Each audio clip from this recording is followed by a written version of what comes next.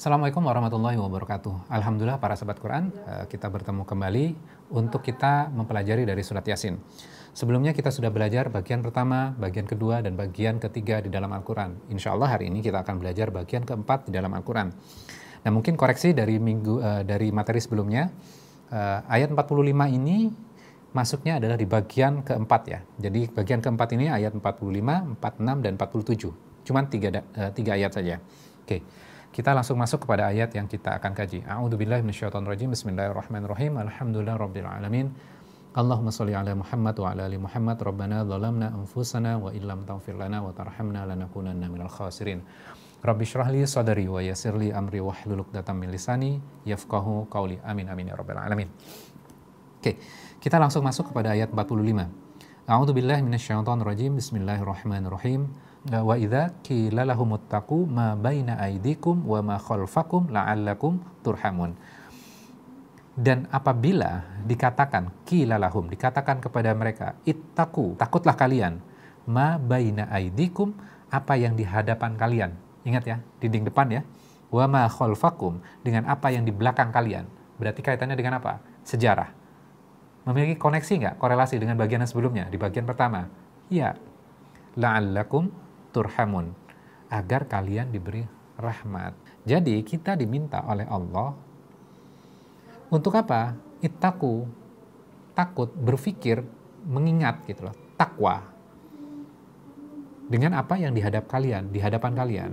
Makanya kalau kita lihat banyak orang melihat kaitannya dengan ciptaan Allah, orang mempelajari ilmu kedokteran, kemudian meneliti tentang tubuh, kemudian dia melihat bagian yang terkecil dari tubuh manusia, ternyata memiliki sebuah keteraturan. Ketika dia sampai pada penelitian ini dan dia mengobservasi, dia mengatakan pasti ini tidak terjadi dengan sendirinya. Pasti ada yang ngatur. Siapa yang ngatur? Pasti yang memiliki power, yang memiliki kekuasaan, yang memiliki aziz, yang memiliki ar-Rahman, yaitu Allah. Gitu. Jadi orang bisa beriman dengan melihat ciptaan Allah itu. Kemudian wama khalfakum, dengan apa yang di belakang kalian, sejarah masa lalu.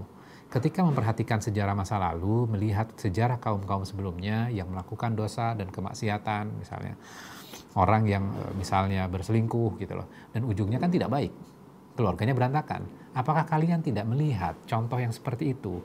Apakah kalian akan melakukan hal yang sama? Ketika dia melihat histori masa lalu gitu loh, sejarah orang yang lalu dan berulang, orang yang melakukan hal yang sama mendapatkan hukuman yang sama. Maka dia berpikir, oh ya, mending saya tidak melakukan itu. Sehingga la'allakum turhamun, agar kalian diberi rahmat. Jadi kita melakukan tugas kita dulu. Kemudian Allah akan memberikan rahmat kepada kita. Jadi ada kewajiban yang harus kita lakukan terlebih dahulu untuk bisa mendapatkan rahmat. Oke. Ayat berikutnya, wa ma ta'tihim min ayatin min ayati rabbihim illa kanu anha mu'ridin.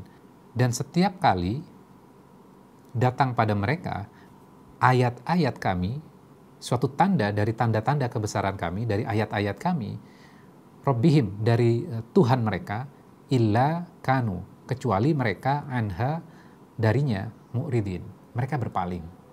Jadi setiap ayat yang datang kepada mereka sudah lihat, mereka bisa saksikan dengan mata gitu loh.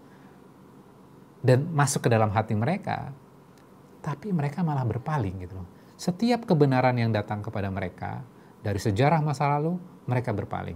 Setiap kebenaran yang datang dari atas, yaitu dari ayat-ayat Allah yang dibacakan kepada mereka, nasihat-nasihat yang disampaikan kepada mereka, bisa melalui YouTube, bisa melalui dakwah secara langsung, nasihat yang diberikan oleh ulama, ustadz kepada kita. Mereka menolak kebenaran itu, padahal mereka mengetahui kebenaran itu. Misalnya, mereka tahu bahwa minum-minuman keras itu tidak baik, tapi mereka tetap melakukannya.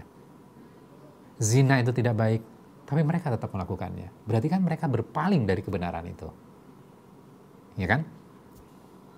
Wa idza qila lahum. Sekarang, ketika diajak dan apabila dikatakan kepada mereka, anfiku mimma razaqakumullah, infakkanlah dari apa yang Allah rezekikan kepada kalian. Sebelumnya, di ayat sebelumnya, diajak untuk berpikir kaitannya dengan konsep, logik berpikir. Tentang apa? Ayat dinding depan, dinding belakang, dan dari atas. Setelah itu semuanya, maka sekarang diajak untuk action. Actionnya apa? Actionnya untuk bersedekah dari rezeki yang Allah sudah berikan kepada mereka. Jadi Allah sudah karuniakan rezeki, kemudian diminta, oke, keluarkan. Tapi respon mereka apa? Qala alladzina kafaru.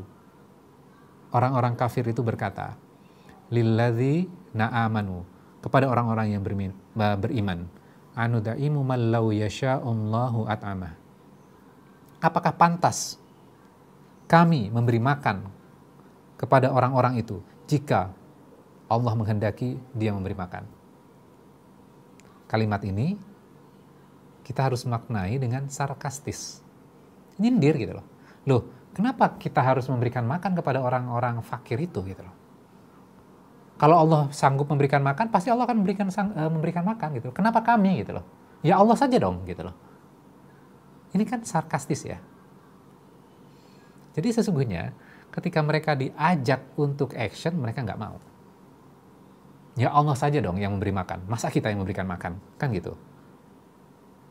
In antum illa fi dhalalim mubin. Tidaklah kalian itu kecuali dalam kesesatan yang nyata. Itu udah clear, udah jelas. Mereka mengetahui kebenaran, mereka mengakui kebenaran, tapi mereka menolak kebenaran, maka mereka masuk dalam kategori orang-orang yang dalam kesesatan yang nyata. Ini pelajaran yang kita bisa peroleh di bagian keempat, memang pendek. Bagian keempat ini yang kita namakan dengan orang yang menolak untuk berpikir dan orang yang menolak untuk action. Ayat 45, 46, dan ayat 47.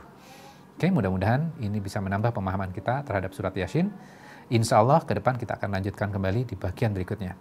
Oke, kita tutup dengan doa kafaratul majelis. Subhanaka wa bihamdika asyhadu an la ilaha illa anta astaghfiruka wa atubu ilaik. Mohon maaf jika ada yang kurang berkenan. Wabillahi taufiq wal hidayah. Wassalamualaikum warahmatullahi wabarakatuh.